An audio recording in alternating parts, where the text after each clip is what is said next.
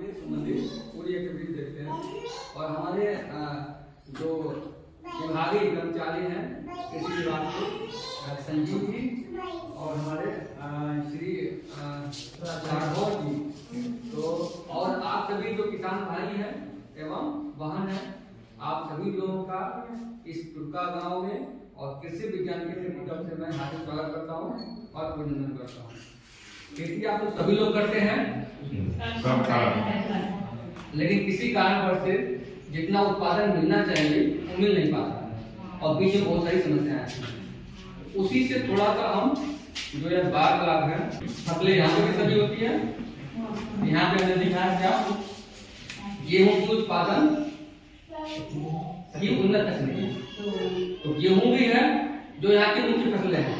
ललितपुर में कितना लगाया जाता है?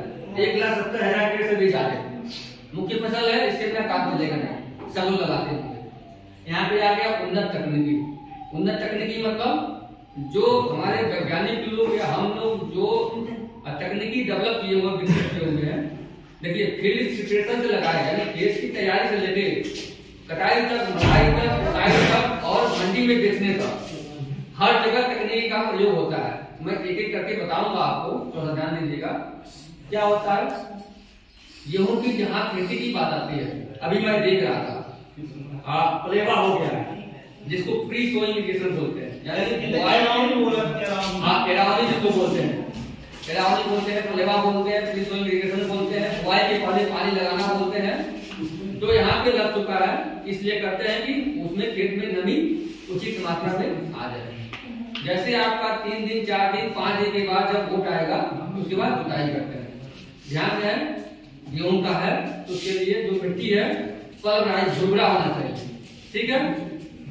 उसके बाद क्या आता है? बीज। बीज की बात आती है ना, हम बीज कहाँ से लें, कैसा बीज हो, ठीक है।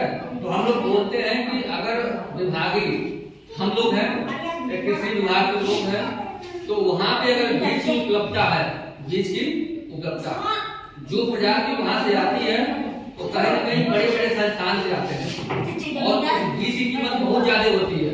आप लोग कहते होंगे तो देश में बहुत बड़े बड़े संस्थान है, वहां से लगाया जाता है और कभी कभी हम लोग भी सप्लाई करते हैं। तो ये है कि वहां के बीजों पर भी विश्वास करना है, ठीक है। विश्वास मतलब वो यहाँ के लिए उचित है, उत्पादन भी अच्छा होगा।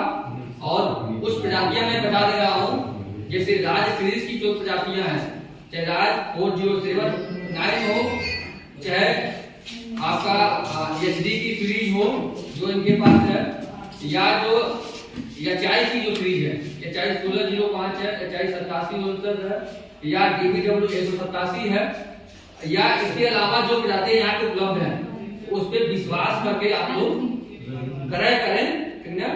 क्योंकि प्योर डीबीटी के माध्यम से आपके पास वो पैसे भी आते हैं, तो पहले तो हम विश्वास करें, ठीक है। उसके बाद हम वहां से लाते हैं, वहां से जो बीज आएगा स्वाभाविक तौर से दवा मिला होगा। इसके बाद क्या आता है?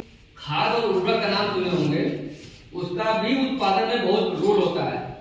40 से 50% उसका ही योगदान होता है, लेकिन खाद तो हम भूल गए हैं, बस हम उर्वरक पर ध्यान देते हैं, चाहे यूरिया हो चाहे डीएपी हो।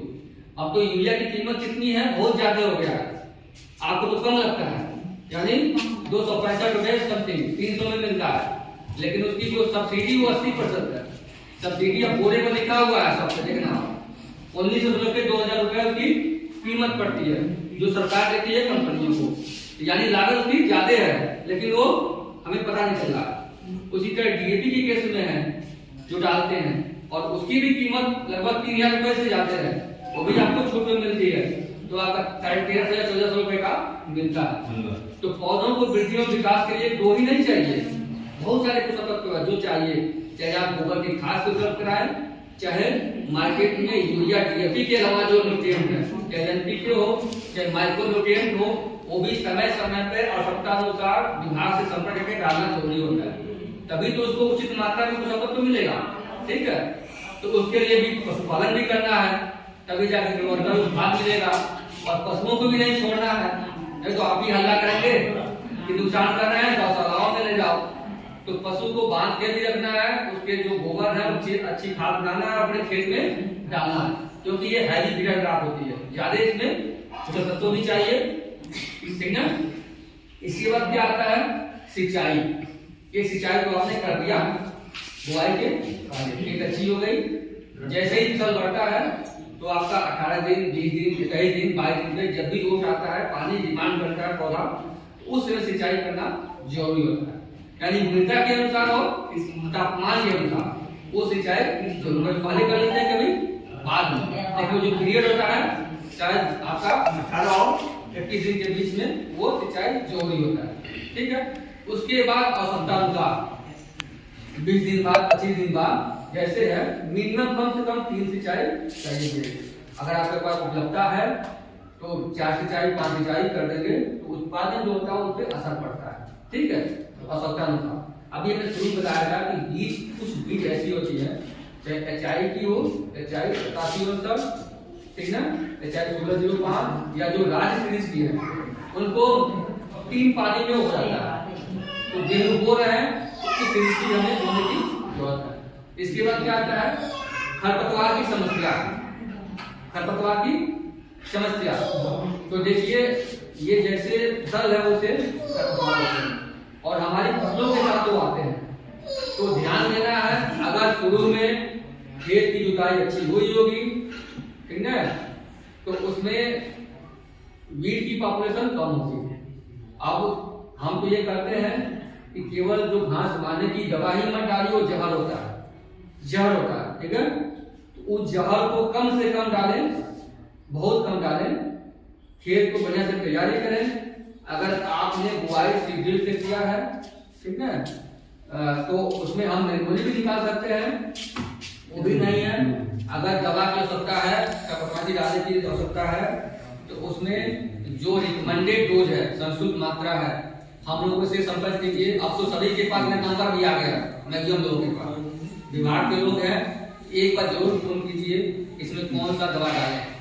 जैसे जो घास होती है चौड़ी पत्ती वाली भी होती है, संकरी पत्ती वाली भी होती है, किसी किसी में दोनों होती हैं। तो जिसमें अगर संकरी पत्ती है तो उसके लिए दवा अलग आता है, चौड़ी पत्ती है तो उसके लिए दवा अलग आता है। अगर दोनों खेत में है तो उसके लिए दवा 2 का मिक्सचर आता है। तो समस्या के अनुसार खरपतवार के अनुसार हमें दवा डालना है। हम दवा बुआई के बाद खेत के अंदर भी डाल सकते हैं, जैसे पेंडिमेथ्रिन है, तो वो आपका ध्यान रखना है, पहले वो दवा हम खरीद लें। और समस्या कैसी है, पिछले सीजन में क्या दिक्कतें थी, उसी हिसाब से डालना है, ठीक ना, उसका प्रयोग कर सकते हैं। जब फसल बढ़ जाती है आपका 15 से लेकर 25 दिन के अंदर, उसमें तो बहुत सारी दवाएं खरपतवारनाशी है जो घास को मार सकते हैं। लेकिन यहाँ के अनुकूलता के अनुसार, यहाँ की जो घास डोमिनेंट है उसके अनुसार, फसल के अनुसार हमें वो दवा डालनी होती है। उसमें सब लिखा होता है। ये है दुकान पे बताते हैं, ये लोग भी बताते हैं, हम लोग भी बताते हैं। लेकिन ध्यान रहे ऐसा ना हो कि जा रहे हैं बाजार में डायरेक्ट करने के लिए, दुकानदार कुछ और बता रहा है, समझ कुछ और है, चाल कुछ और है, ध्यान कहीं और है। ये भी गलती नहीं होनी है, ठीक है। एक बार जरूर उसको समझ लेंगे, जितनी मात्रा में डालना है, जितना पानी चाहिए, कैसे डालना है खेत में, समान रूप से खेत में पड़ना चाहिए, तभी तो जाकर घास, ठीक है। और प्रयास करते हैं पीछे की सब मूवमेंट होने की संभव नहीं है, जैसे भी सुविधाएं हो आप डाल सकते हैं, यानी पत्तियां हो भीगी होनी चाहिए, ठीक है, यहाँ पे पड़ रहा है। और इसके बाद क्या आता है कि हमने खाद और उर्वरक का बताया था। अब खेत में तो डाल दो आप DAP, ठीक ना, अगर उपलब्धता है आपका तो सही है, आप 1 एकड़ में 1 बोरी DAP डाल सकते हैं। उस समय नाइट्रोजन और फास्फोरस की यूज हो जाती है। उसका भी सब्स्टिट्यूट मार्केट में आ गया है, नैनो DAP आ गया है।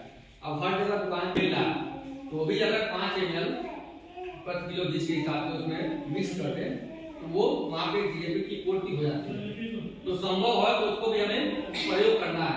तो उसमें जो ज्यादा पैसे लग रहे हैं, इसमें तो नैनो DAP में 600 रुपया ही रहेगा, ठीक। अब नैनो यूरिया भी है, खेत में जो यूरिया डालते हैं उसके जगह नैनो यूरिया है। इसकी नुकसान भी है नैनो आपका, इससे यूरिया से खेत में डालते हैं, घास भी लेती है, कुछ उसमें मृदा में चला जाता है, कुछ वातावरण में उड़ जाता है। तो ये सबसे बचने के लिए अब जायजा इसका 30 से 35% पौधा नहीं पाते, बाकी बेकार रहता है। तो वो जो नैनो यूरिया है आपका वो भी 500 तो उसका भी हम फसलों के अपत्तरों का खेत में स्प्रे कर सकते हैं गेहूं में। आपका मुझे लगा है कि 5 एकड़ वही प्रति लीटर पानी के हिसाब